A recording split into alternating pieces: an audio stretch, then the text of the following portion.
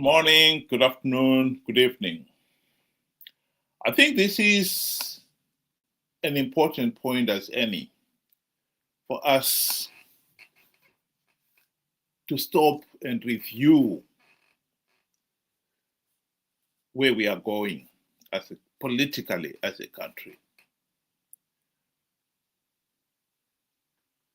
and and where and what are we doing?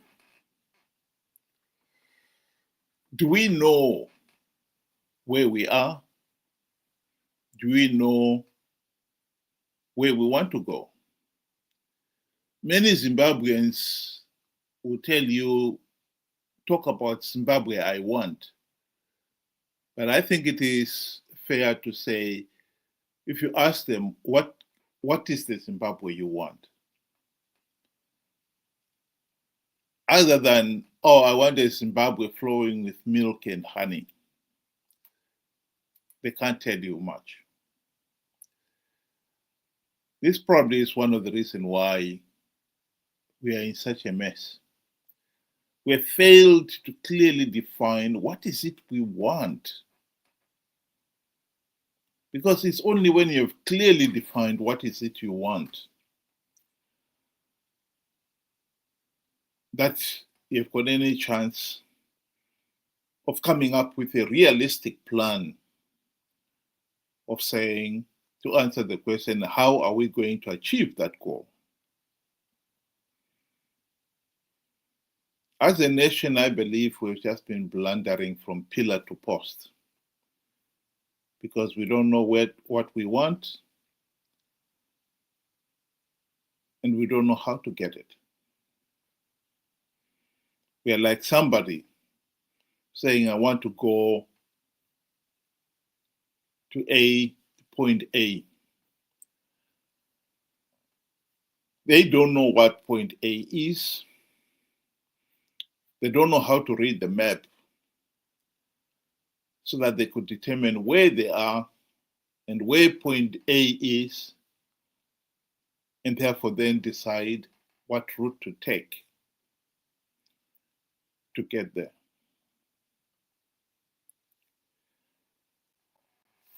The last few weeks, Zimbabwe has had many political developments. But I have to say, most of those political events have not helped the country define where we are, much less where we want to go. The factional war within ZANU-PF has been hotting up. And to be quite honest, many people do not even know whether it is to the benefit of the country or detriment of the country. They don't know whether to support one faction or not. There's been mixed views. Some people have come very strongly in saying we should support faction A. And others have said we should support faction B. And some have also said we should support neither. So I think as a nation, we keep blundering from pillar to post. Let me start by defining where we are. We are confused. We don't know what we want. We have a regime in ZANU-PF, a tyrannical, corrupt, incompetent regime that believes that they have the divine right to rule the country. And they are hell-bent on making sure that they get what they want.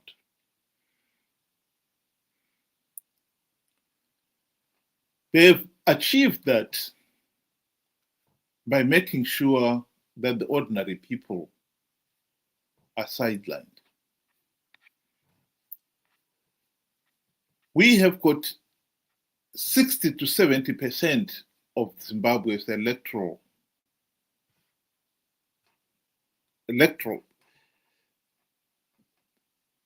voters who live in the rural areas. And ZANU-PF has cornered this section, this constituency, in such a way that they are beholden to ZANU-PF. They're totally helpless. And come elections, ZANU-PF taps on this vote to justify the regime stay in power. Here is Margaret Longo speaking on that very subject.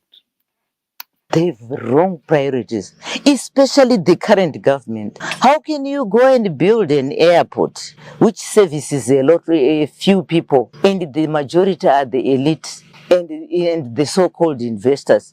Look at the rural. I made you come to interview me because I wanted you to have the experience of the roads that we are using. If we go today to our hospital there, you feel pity with that's a hospital in a rural area. If we go to our clinic, you feel pity. We have no piped water here. Do you know the reason why the rural people vote for ZANU-PF? One, they're intimidated. Two, the policy is that the rural people should remain poor and subservient to the government. They should remain poor, because if they remain poor, they continue singing the song for their master. This is why these people have been impoverished. It's for a reason. Because at the moment, if you economic empower these people, they'll go out of hand. ZANU-PF will never have control over them.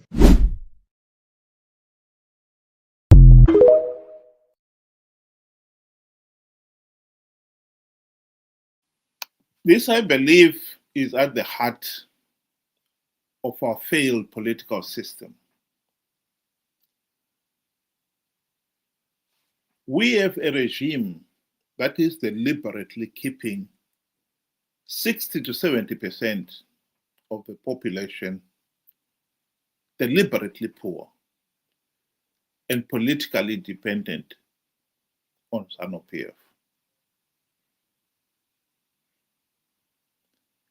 As long as ZANU-PF continues to have this stranglehold on this big section of the country's population, there can never be any meaningful political change. I think that reality has got to be accepted. The tragedy is no one is doing anything about it. As much as we've talked about the opposition, about people deciding that we need an opposition whose number one task would be to implement the democratic reforms to stop ZANU-PF rigging the elections. None of the opposition leaders or parties have ever really seriously addressed this problem. How to break ZANU-PF stranglehold on the rural populace. In the 1970s, the late John Robertson, an economist and a banker of renown, wrote a paper and took it to Ian Smith, then Prime Minister Ian Smith. And what he said to Smith is, if you give the black rural people in the rural areas title deeds to even a few acres of land on which their mud hut is built, that would economically empower them so that now they will have the confidence of building a decent homestead, developing those few square meters of land, and use it as an asset. Because whatever they invest in that piece of land, in terms of buildings, wells, planting fruit trees, and so forth, they are adding value to it. And if they should decide to leave, they can sell it as an ongoing concern. Whereas the present policy of these people do not own any land, the land is held in trust, tribal trust lands. So you cannot say, I own this piece of land. You are given a piece of land, you can build your hut or whatever it is. But if the headman should decide that he wants you to be moved, you're stuck. Because other than just the structure itself, you do not own the land. The headman can give the field, the yard around your hut to somebody else. So if you were to sell it, and the headman gives the yard to somebody else, whoever is moving there will be so confined to the point where it's totally meaningless. Whereas if you owned at least the yard, you can sell the building and the yard as an ongoing thing. And if you've got title deeds, you can also go to the bank and borrow money and use the building as collateral, the yard, the title deeds as collateral. The bank can give you money to build a decent home. Ian Smith sat back and reviewed the issue. And he said no. And the reasoning for it was very simple. He realized that if you economically empower these blacks,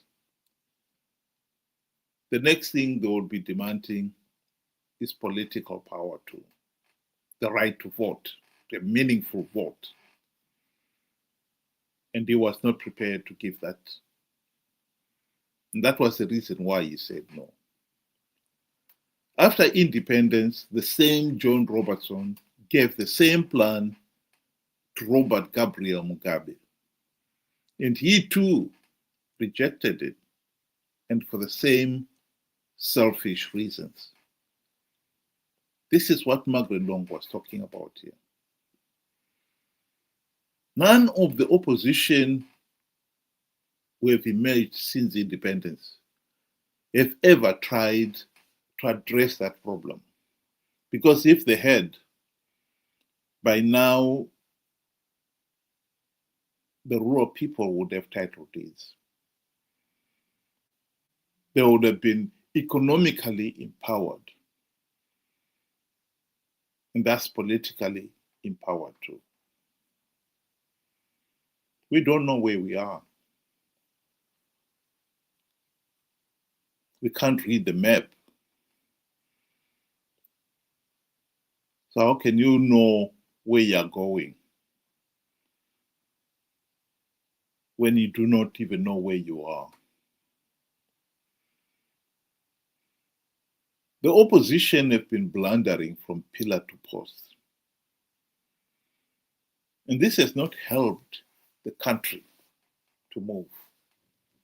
This has been at the heart of our problem. The opposition, as much as they want to pretend they know what they're doing,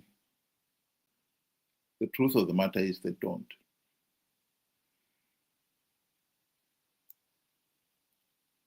The opposition had the golden opportunity to implement the democratic reforms which would have ended the ZANU-PF one-party dictatorship. during the GNU. They failed to implement even one token reform. Mugabe bribed them with the trappings of high office, and they forgot about reforms. They failed to implement even one token reform. And this is why we are where we are today. When the opposition failed to implement even one token reform, one of the things they did was that they accepted that they'd failed, they'd let the nation down in failing to implement reforms. And then they turned around and told their followers that they don't need reforms. They can win rigged elections. Ever since the GNU, the opposition have been telling their supporters they can win rigged elections. This has been a lie.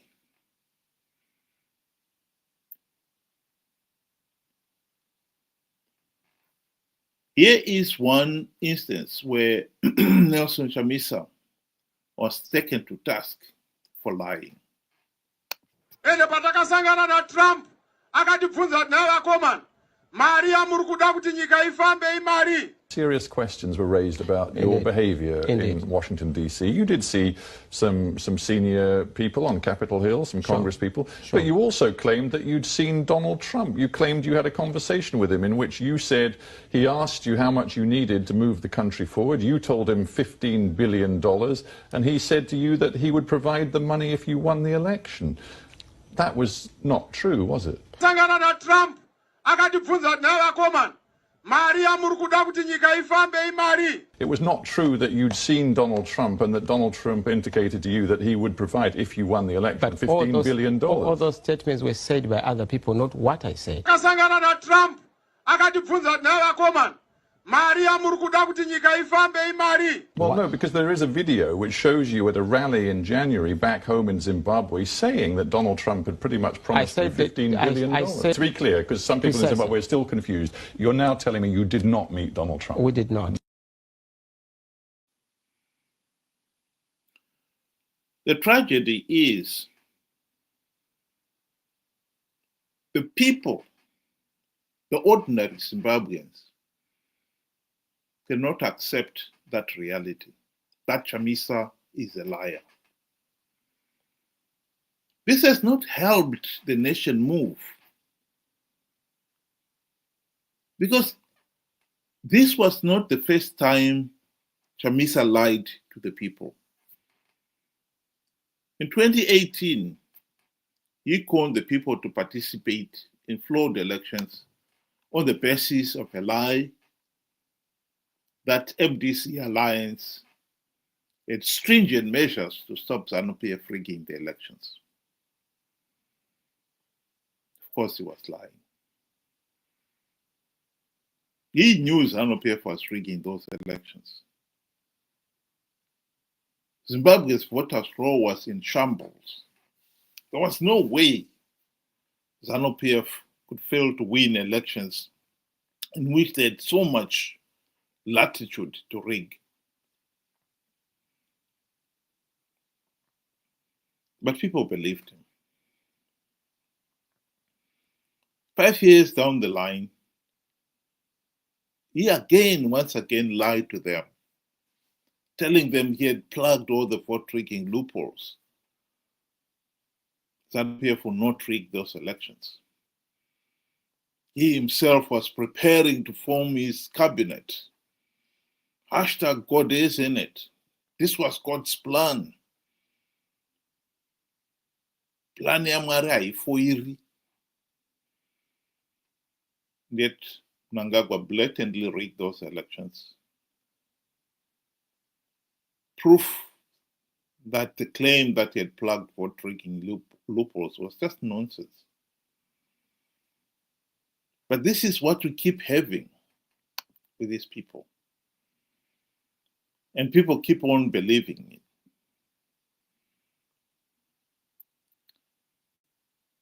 2023 is now a good 2 years ago. And yet, among some of the 2 million hardcore Chamisa Chete Chete Brigade members,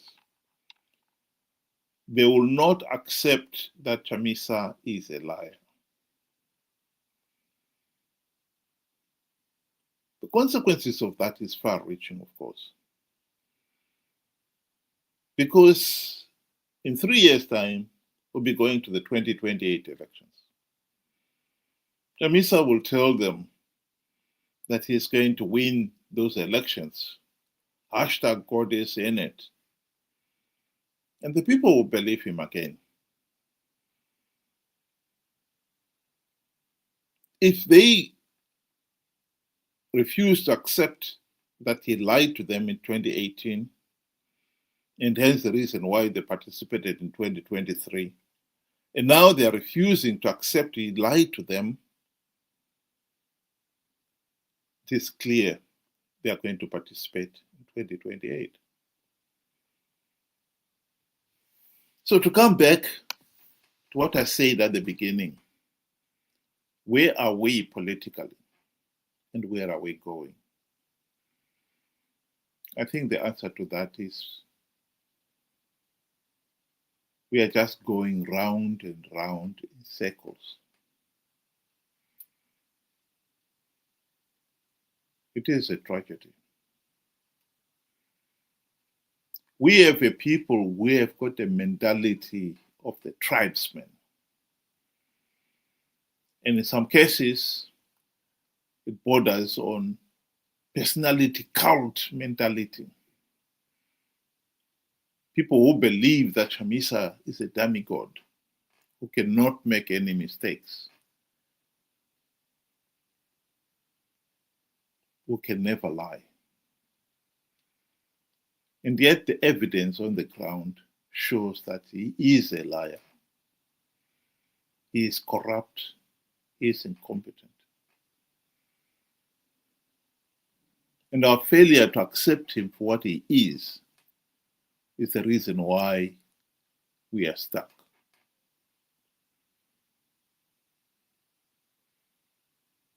If we cannot convince the 2 million or so who voted for Chamisa in 2023 that Chamisa lied, I think we may just as well throw in the towel. Because if those people will not believe that Chamisa lied, with all the evidence that he did lie, it is clear that Chamisa will con them yet again to participate in 2028 to give ZANU-PF legitimacy.